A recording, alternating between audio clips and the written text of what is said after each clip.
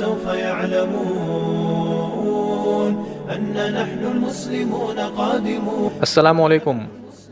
সকল প্রশংসা সেই মহান আল্লাহর, যিনি আমাদেরকে মানুষ হিসেবে বানিয়েছেন আর মানব জাতির হেদায়েতের জন্য পবিত্র কোরআনকে পাঠিয়েছেন। পবিত্র কোরআন হচ্ছে অত্যন্ত বিস্ময়কর এবং অলৌকিক একটি গ্রন্থ, যেখানে কোডের আকারে বিভিন্ন তথ্যকে প্রকাশ করা হয়েছে।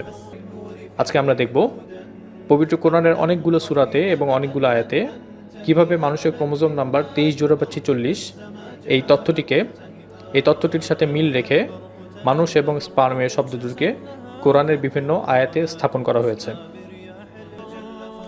প্রথমে সূরা জিলজাল। সূরা জিলজাল হচ্ছে পবিত্র কোরআনের 99 নম্বর সূরা, যার আরেকটি নাম হচ্ছে সূরা আল জালালাহ। সূরা জিলজালের 3 নম্বর আয়াতে আল ইনসান শব্দটা আছে। আমরা যদি প্রথম আয়াত থেকে অক্ষর গণনা করি, অর্থাৎ ইযা যুলজিলাতি আরদু জিলজালাহা, প্রথম আয়াতে 20টা অক্ষর আছে। দ্বিতীয় আয়াতে 18টি অক্ষর আছে, 20 আর 18 38, এবং এভাবে গুনতে গুনতে আমরা দেখব যে 46 সংখ্যাটা আল ইনসান শব্দের মধ্যেই পাওয়া যাচ্ছে। আর 46 হচ্ছে মানুষের ডিপ্লয়েড ক্রোমোজোম নাম্বার। এরপর সূরা 3 হচ্ছে পবিত্র কোরআনের 95 নম্বর সূরা। সূরা 3-এর 4 নম্বর আয়াতে আল ইনসান শব্দটা আছে। আর আমরা যদি একদম প্রথম থেকে অক্ষর সংখ্যা গণনা করতে থাকি, তাহলে দেখব যে 46 সংখ্যাটা আল ইনসান শব্দের সাথেই পাওয়া যাচ্ছে। আমরা দেখছি প্রথম আয়াতে অক্ষর সংখ্যা 14টি, দ্বিতীয় আয়াতে অক্ষর সংখ্যা 9টি, তৃতীয় আয়াতে অক্ষর সংখ্যা 15টি, অর্থাৎ 14 + 9 + 15 38, এবং অক্ষর সংখ্যা গুনতে গুনতে 46 সংখ্যাটা গিয়ে ঠিক মানুষ বা আল ইনসান শব্দের সাথে পাওয়া যাচ্ছে, এবং যেটি মানুষের ডিপ্লয়েড ক্রোমোজোম নাম্বার।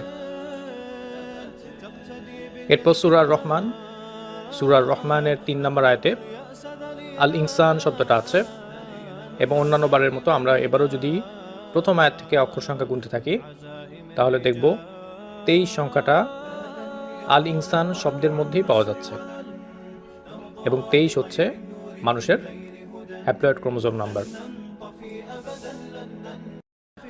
সূরা আর-নিসার 28 নম্বর আয়াতে আল ইনসান শব্দটা আছে, এবং এই আয়াতের প্রথম থেকে যদি আমরা অক্ষর সংখ্যা গুনতে থাকি, তাহলে দেখব 23 সংখ্যাটা আবারও আল ইনসান শব্দের সাথে মিলে যাচ্ছে।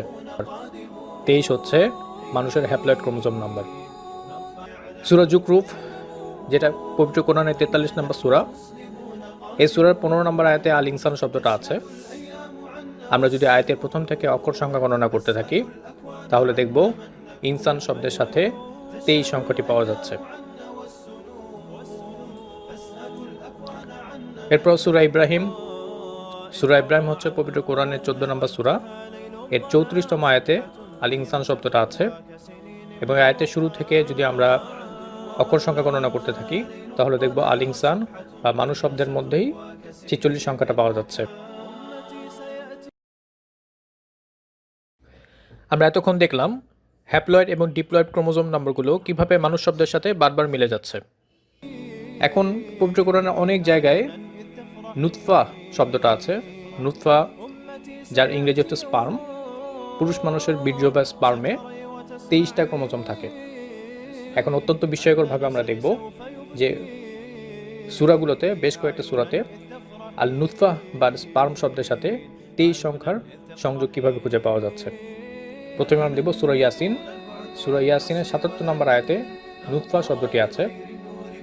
আমরা যদি অক্ষর সংখ্যা গুনতে থাকি, তাহলে দেখব যে 23 সংখ্যাটা ঠিক নুতফা শব্দের সাথেই পাওয়া যাচ্ছে। স্পার্মে ঠিক 23টি ক্রোমোজোম থাকে।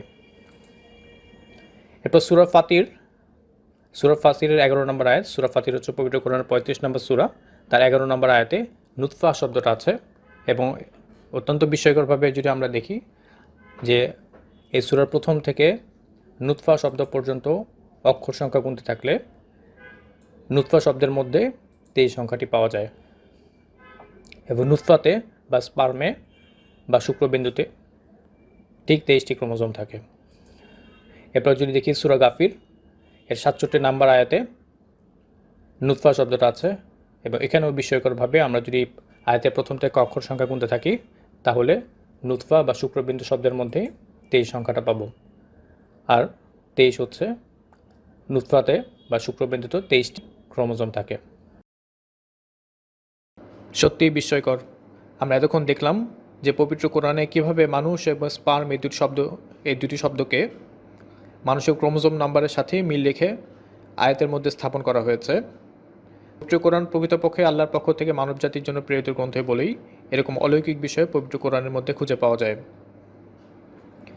আজকে এই পর্যন্তই। আমার চ্যানেলে সাবস্ক্রাইব করুন। এর পরবর্তী পর্বগুলোতে আরও বিস্ময়কর বিষয় নিয়ে উপস্থিত হবো ইনশাআল্লাহ। আসসালামু আলাইকুম।